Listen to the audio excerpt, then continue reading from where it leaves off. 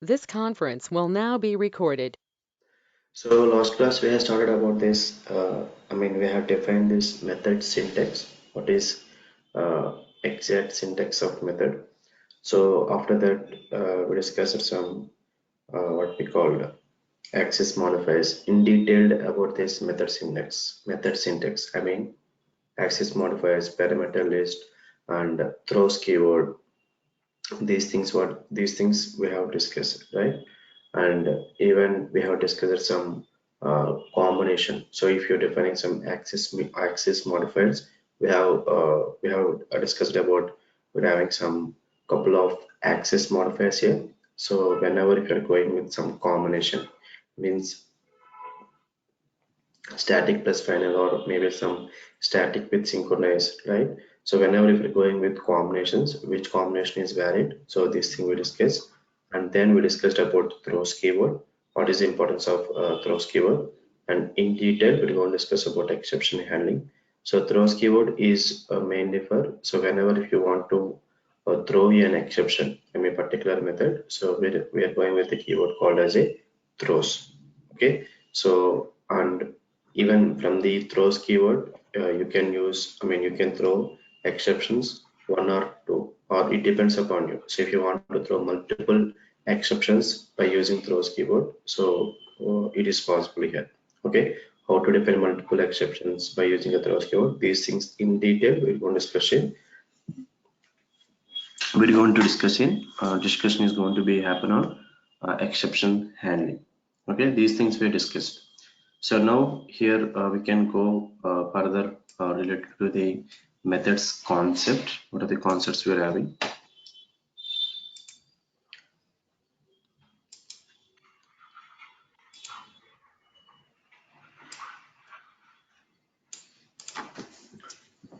So with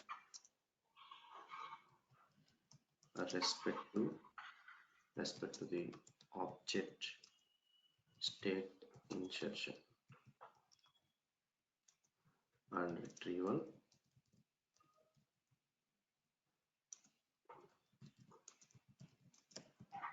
there are two types of methods in Java. Okay, there are two types of methods in Java, right? One is mutator methods, and second one is accessor methods. What is the second one?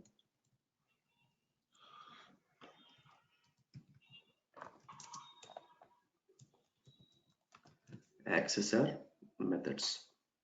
Okay, and even this mutator method, even we are calling as an setter methods. Accessor methods we're calling as an getter methods. This thing is also we can call it, but generally in real time, right? So they're calling as a setters and getters methods.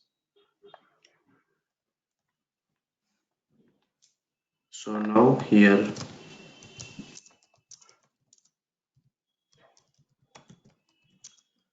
what is the difference between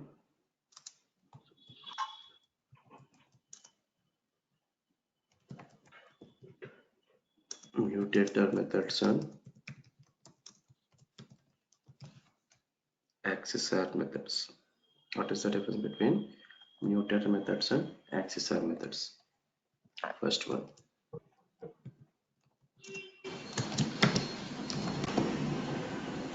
mutator method is a normal Java method.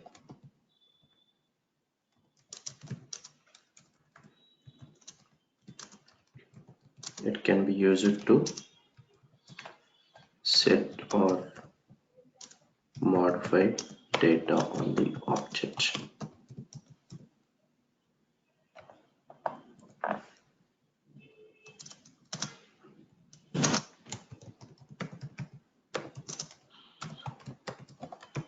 The XR method is a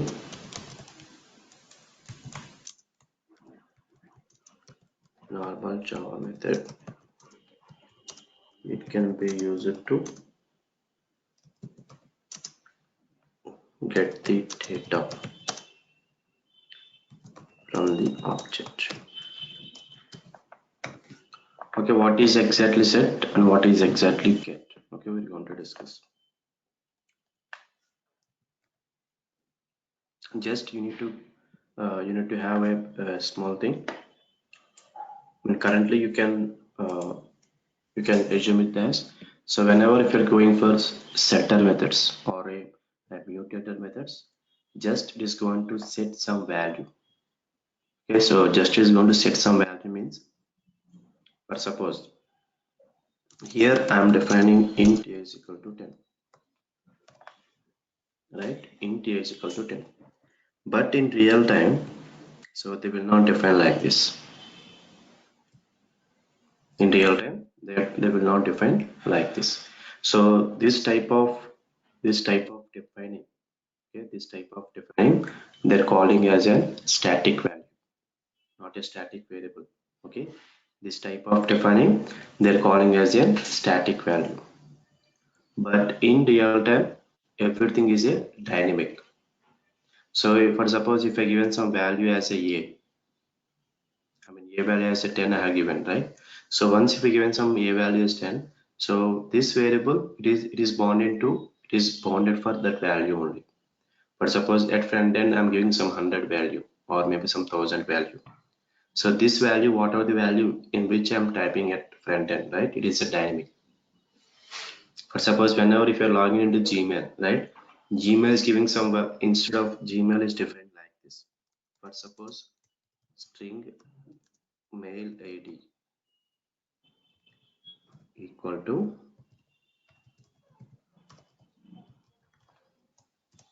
@gmail.com.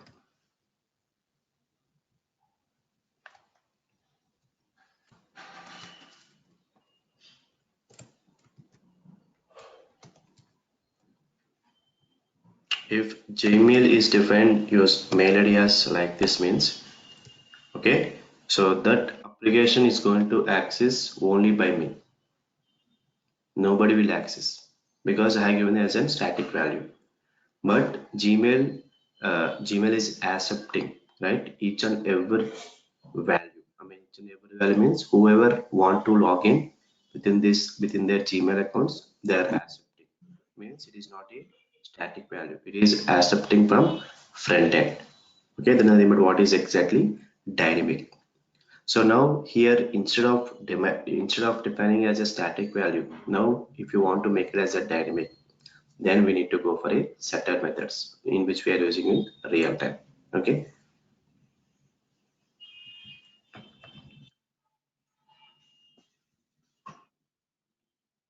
after setting some values, so now if you want to retrieve or now if you want to get the value, right, so we can go for this getter methods.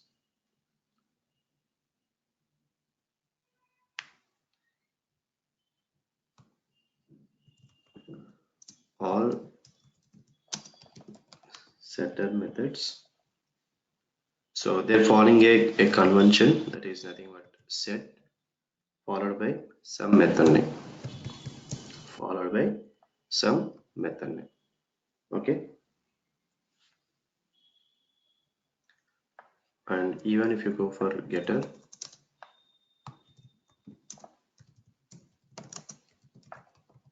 all getter methods get followed by some name.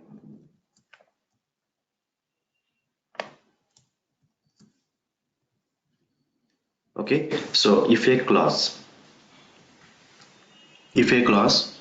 right, whatever the class, for suppose assume that my class name is first. Within this class first, if you are finding some setters and getters within the class first, if you are finding some setters and getters, right, that class nothing but we are calling as in Java B. Okay, that a class we are calling as in Java B. So in real time, they're calling the same concept, whatever the Java bean in which we are discussing, right?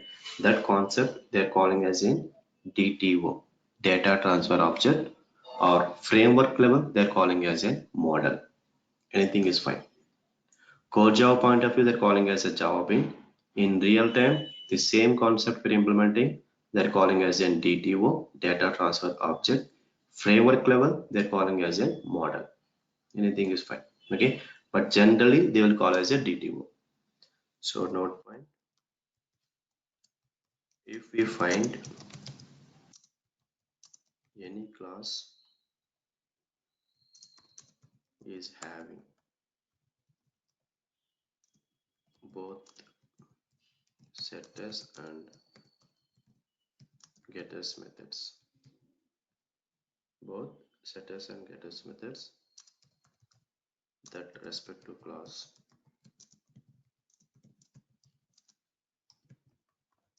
we are calling as Java bean or DTO, data transfer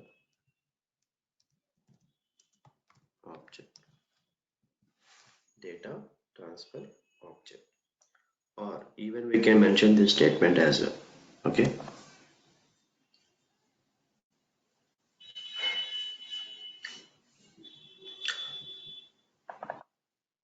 or simply we can mention like this: Java bean is a normal class. How we are defining? So if you want to define some classes, how we are defining? Same as a Java bean, normal Java class having variables, and methods means here respect to setters and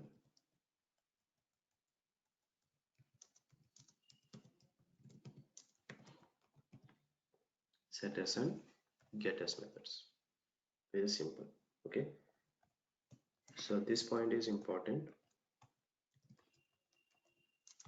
Without Java bean concept, okay, without Java bean concept, we are unable to develop. We are unable to develop Java web application. Without Java bean concept, we are unable to develop Java web application. So here web application, initially we have defined what is exactly web application. What is web application? The application which is having client server architecture, right? That type of application we are calling as a web application here. Okay.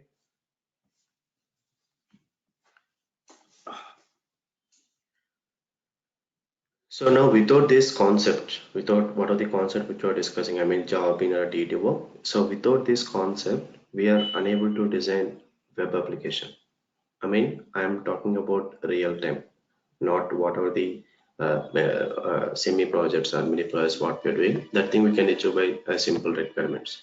But if you're going with a real time end-to-end application, or if you want to develop a Java web application which is end-to-end by using a framework level application, right?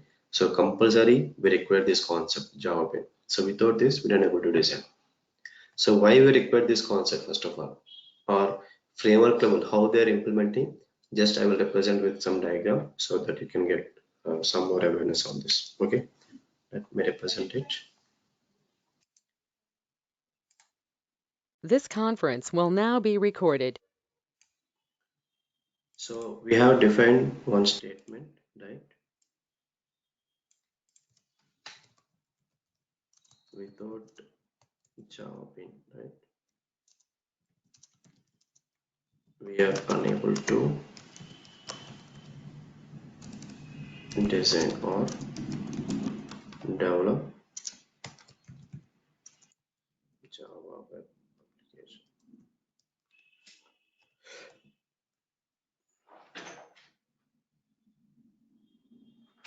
Java web application.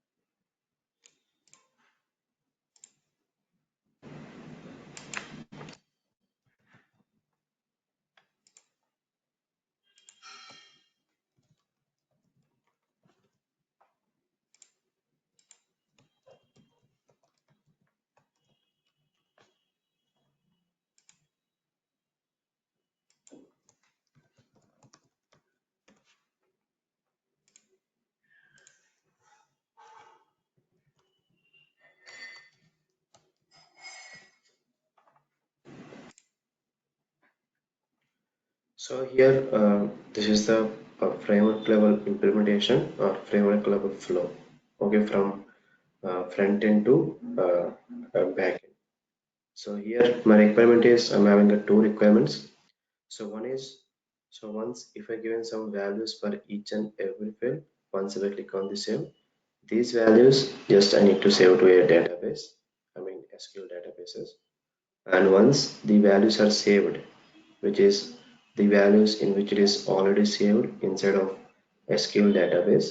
So these values just I want to retrieve and I need to display to the end user.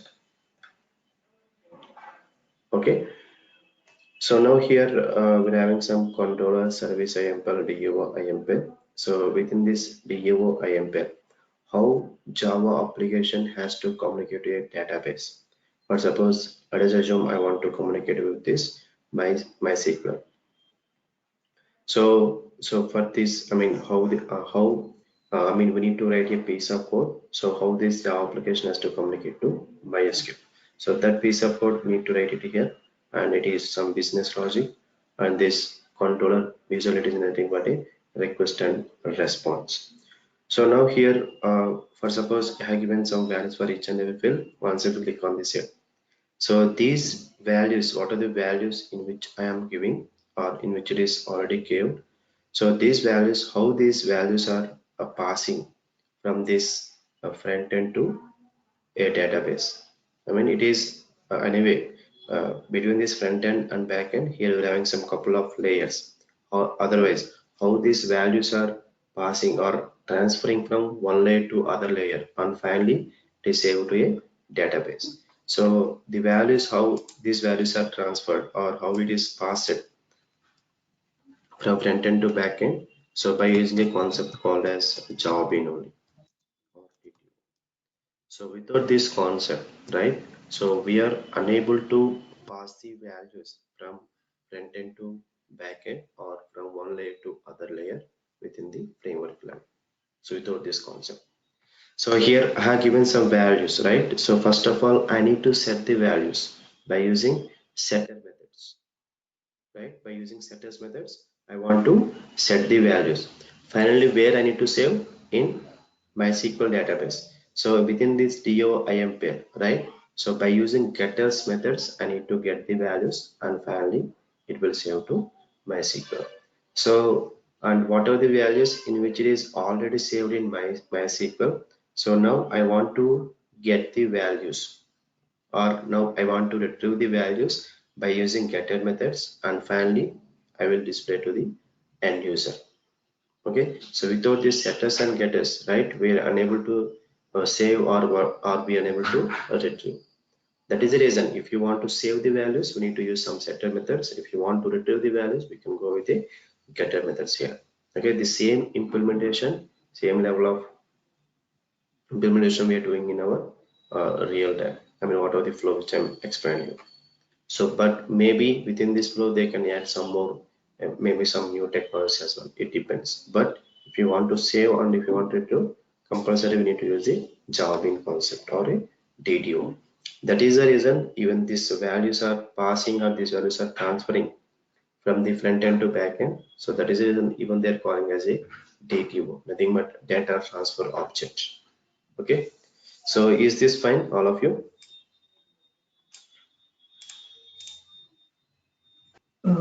Shiva, so I have one question. Yes. Is DTO is different or is it same as Java? Same as Just a Java. name, another name. Just I have Just mentioned as another a name. or. Yes, or. Oh, okay, just Okay. another name for Java, right? Yes. Okay.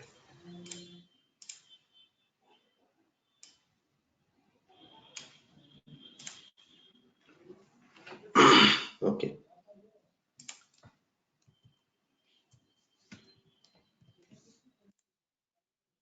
So now we can go with some example based on this. I mean, this setters and getters.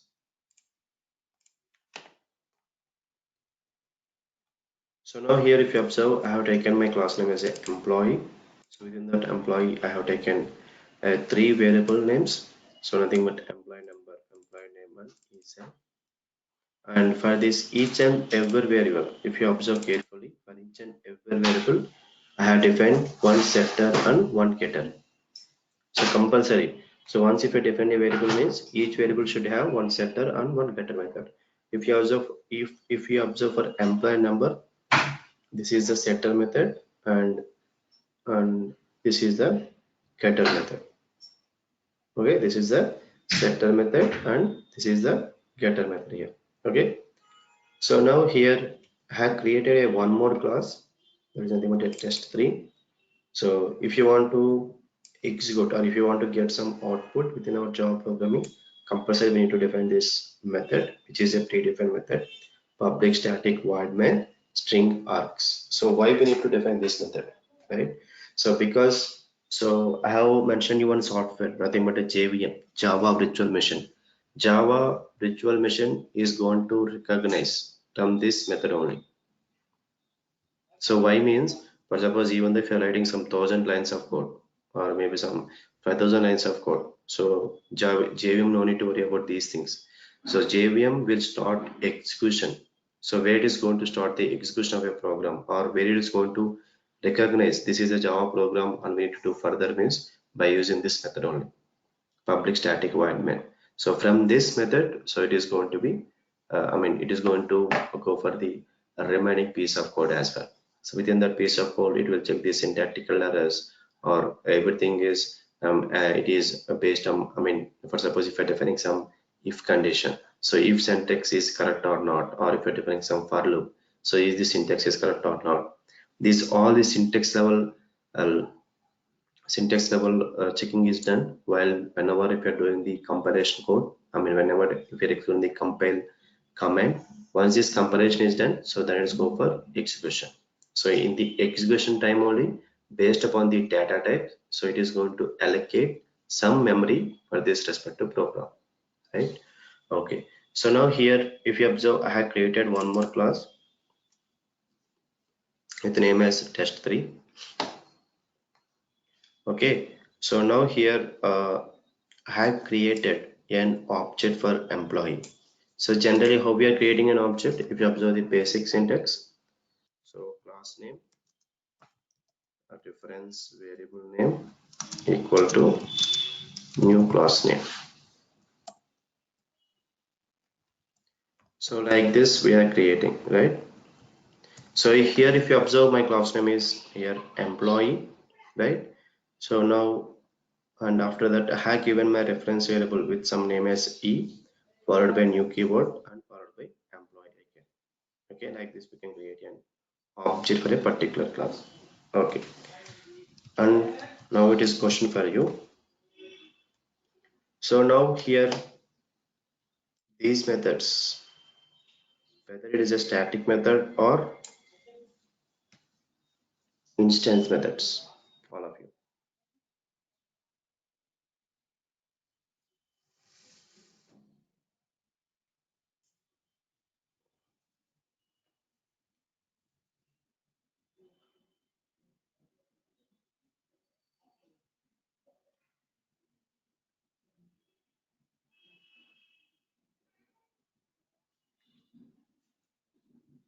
What about remaining?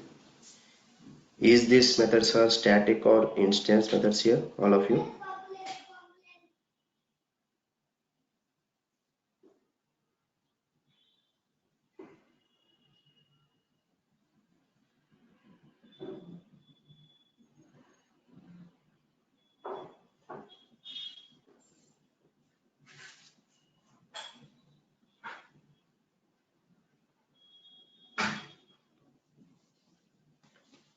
Okay, so here whenever if you're doing some programming, especially Java, right? So we need to identify whether given method is in static or instance. Okay, so well, if you observe in basic programming skills, right? So we are discussing some cases, case 1, case 2, case 3, case 4. If you observe case 1 and case 2, right? So if you want to access instance context, I mean whether it is instance variable or instance methods, right? So compulsory we need to create an object, right? That is the reason here I have created an object, and here I am calling that methods. And if you observe each and every method, I mean these three methods, if you observe clearly it is expecting some parameters. So even we discussed how to pass some parameters. So here whatever the basic programming skills we have discussed, it will be applied for each and every program. There is no change if you observe clearly. So here we discussed how to create an object, how to access the members, and how to pass some parameters, right? So here if you observe each and every method is expecting some parameters. Here it is expecting parameter as an int type. It is here string type. It is float type. So same way here I have passed that parameters. So now here whatever the triple one I have passed, right? So first of all observe the flow. So E is a reference variable of which class? Employee. Now within this employee, do we have set employee number? Not. Do we have set employee method or not? Yes, we're having set employee method. So here whatever the value which I have passed, right? That is the value of employee number one. So here what is the value of employee number one? Here I have passed triple one. That is the value of employee number one, right? So now this value, I mean employee number one value, I'm storing in employee number. Now within this employee number, what is the value? Triple one. So what is the final value of this private int employee number? Nothing but a triple one. So we are not defining private int employee number is equal to triple one. So like this, we need to use in both real time as well. I mean real time and as well as a framework level implementation. Okay, so here employee number value is a 111, employee name is Samdurga, and ESAL is nothing but a some salary, 50,000 salary around. Okay, so now here each and every, here I have defined some three variables, right? So three variables values. What is the values of each and every variable here? One is 111, Durga, and 50,000. That is the values. Means already each and every variable value we have set it here.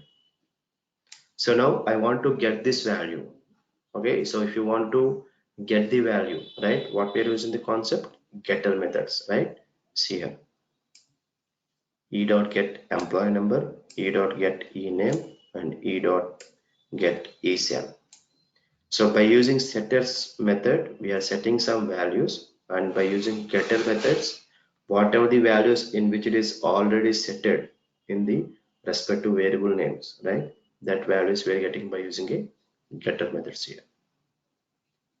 Okay, so this is the concept of Java Bean. So is this flow is fine, all of you?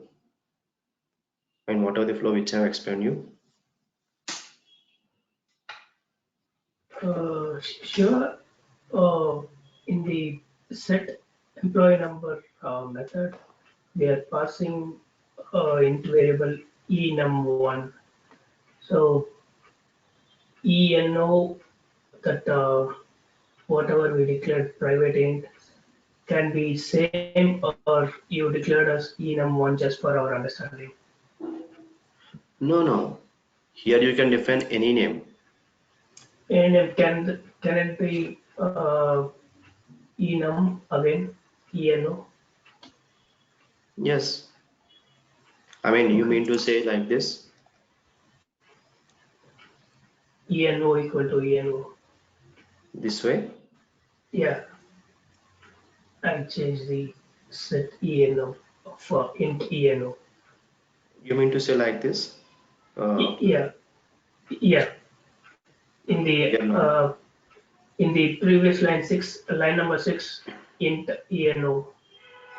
Yes. I So yes. We can define like this if and only if we need to have a, I mean, we need to discuss one more concept called as a this keyword.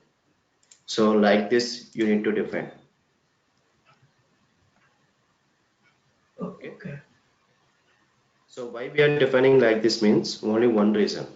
So for suppose if you observe anything like this,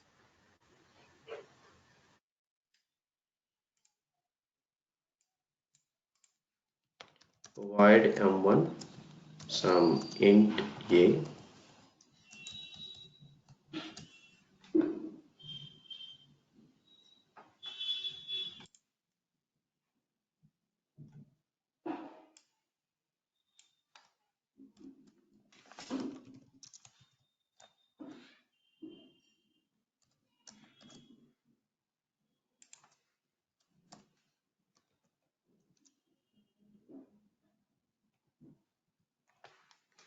Okay, now if you observe here, int a1 is nothing but a instance variable, right? So basically here we're having